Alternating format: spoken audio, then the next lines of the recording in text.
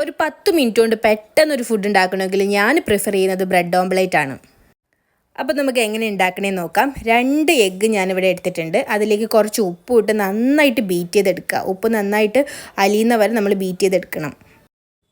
എന്നിട്ട് അതിലേക്ക് ബ്രെഡ് ഇട്ട് 2 ഭാഗവും മുക്കിയതിന് ശേഷം നമ്മളതൊന്ന് ജസ്റ്റ് ഒന്ന് ഫ്രൈ ചെയ്തെടുക്കണം.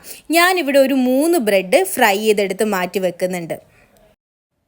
കരിഞ്ഞു പോവാതിരിക്കാൻ ശ്രദ്ധിക്കണം കേട്ടോ. കരിയാണ്ടിരിക്കാൻ മറിച്ചിട്ടോണ്ടേ ഇരിക്കുക. അപ്പോൾ നമ്മുടെ ബ്രെഡ് ആയിട്ടുണ്ട്.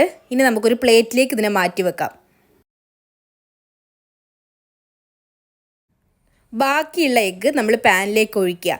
ചെറുതായിട്ടൊന്നൊരു ഇത് മാറുമ്പോൾ എന്ത് ചെയ്യുക, നമ്മുടെ ഈ ബ്രെഡ് എടുത്ത് ഇതിൻ്റെ മുകളിലേക്ക് വെക്കുക. ദേ നമ്മുടെ ബ്രെഡ് ഓംപ്ലേറ്റ് റെഡി ആയിട്ടുണ്ട്.